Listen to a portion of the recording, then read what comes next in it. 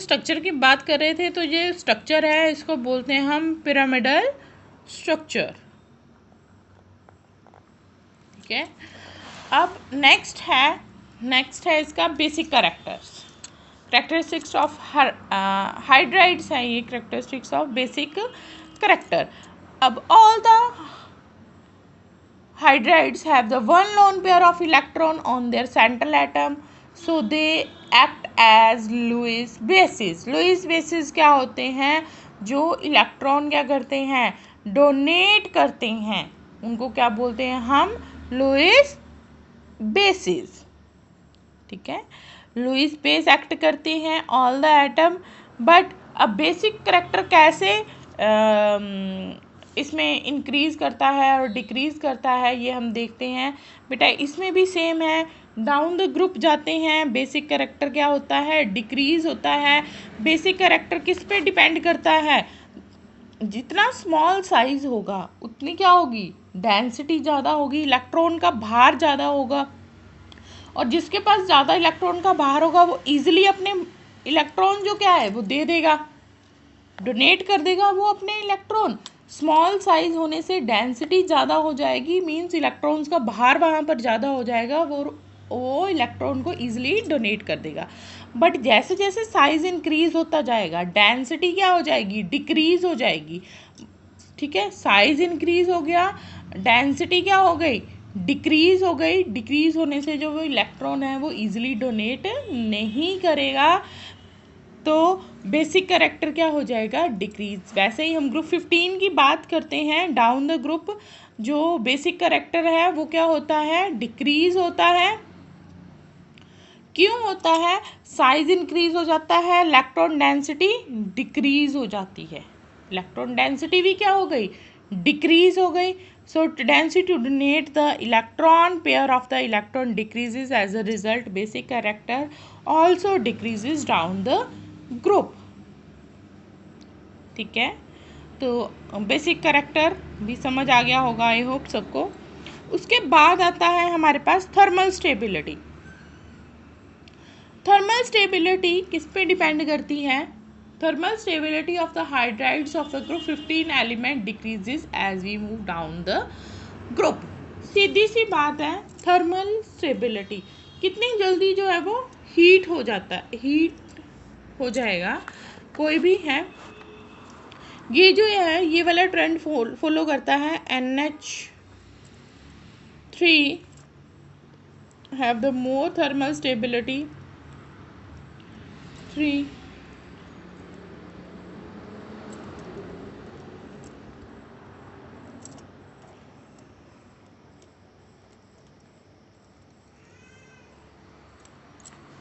BiH3। ये thermal stability कैसे down the group क्या हो रही है? डिक्रीज हो रही है। क्यों हो रही है डिक्रीज? सबसे ज़्यादा किसकी है? अमोनिया की है। क्यों है? देखिए बेटा अमोनिया का साइज कैसा है, हाइड्रोजन बॉन्डिंग कैसे है? स्मॉल है। जैसे ही हम नेक्स्ट करेंगे हाइड्रोजन, आर्सेनिक का क्या हो जाएगा? और ज़्यादा। एंटीमनी का क्या हो जाएगा? और ज़्यादा। मीन्स इनको बॉन्ड्स को ब्रेक करना क्या है? ईजी है, ब्रेक करना ईजी है।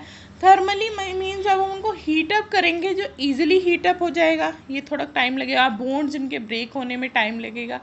सो जब जैसे जैसे साइज इंक्रीज होता जाएगा वैसे वैसे क्या हो जाएगा? थर्मल स्टेबिलिटी भी क्या हो जाएगी? डिक्रीज हो जाएगी। As the MH bond strength decreases, as the M means metal, hydrogen bond strength decreases, the thermal stability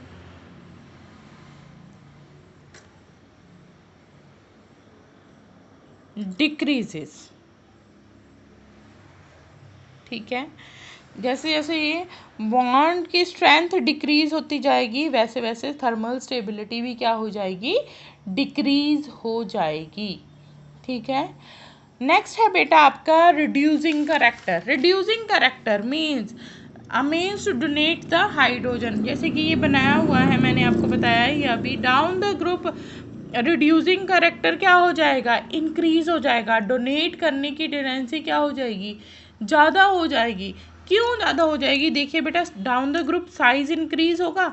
size increase होने से क्या होगा, वो इजीली H+ आयन जो है वो दे देगा। नाइट्रोजन से हाइड्रोजन निकालना क्या हो जाएगा, टफ। पर यहाँ पर क्या होगा, थोड़ा उससे इजी। फिर जब साइज इंक्रीज हो जाएगा तो हम इजीली जो है उसके H+ आयन जो है वो निकाल सकते हैं। हाइड्रोजन इजीली डोनेट कर सकता है। So reducing character down the group क्या होगा, इंक्रीज होगा। Reducing character down the group increase. Next है melting and the boiling point. बेटा आपको पता है मेल्टिंग एंड बॉइलिंग पॉइंट की जब भी बात आती है तो किसके ऊपर डिपेंड करता है, हाइड्रोजन के ऊपर। Hydrogen bonding. अब इसमें क्वेश्चन आता है, ammonia has highest boiling point in the group 15 elements. क्यों होता है, क्योंकि अमोनिया जो है वो इंटरमॉलिक्यूलर हाइड्रोजन बॉन्डिंग शो करता है। इंटरमॉलिक्यूलर हाइड्रोजन बॉन्डिंग, जिसकी वजह से इसका जो बॉइलिंग पॉइंट है वो ज़्यादा रहता है। ठीक है। बॉइलिंग पॉइंट कैसे है, इसमें देखिए अमोनिया है, हाइड्रोजन के साथ ये हाइड्रोजन बॉन्ड बना रहा है, हाइड्रोजन बॉन्डिंग होती है, इंटरमॉलिक्यूलर हाइड्रोजन बॉन्डिंग होती है।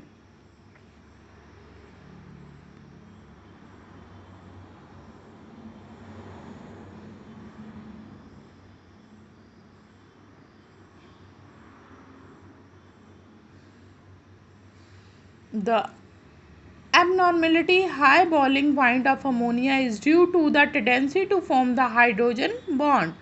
The electronegativity of the nitrogen is much higher than the hydrogen. As a result, nitrogen hydrogen bond are polar, therefore NH3 undergo the intermolecular hydrogen bonding. तो इनका जो है boiling point जो है वो high होता है। अगर हम आगे फॉस्फीन और स्टाइबीन आर्सेन की बात करते हैं तो क्या होता है, इनका इनका मेल्टिंग पॉइंट और बॉइलिंग पॉइंट जो है वो किस पे डिपेंड करता है, वंडरवॉल फोर्सेस पे डिपेंड करता है। क्यों डिपेंड करता है, इन कंपाउंड्स में जो है ये ट्रेंड है हमारे पास, इन कंपाउंड्स में क्या है, हाइड्रोजन बॉन्डिंग नहीं होती है। इनमें क्या होती है, weak van der Waals forces.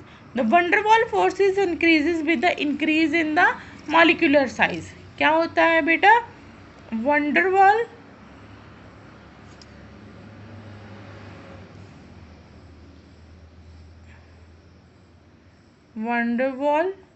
forces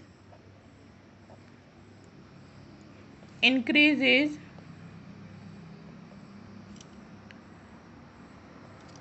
with increase in size। ठीक है। The boiling point on moving down the group, ये वाला ट्रेंड जो है वो फॉलो करता है और सबसे ज़्यादा किसका होता है, अमोनिया का। ठीक है। उसके बाद आता है बेटा सॉल्युबिलिटी।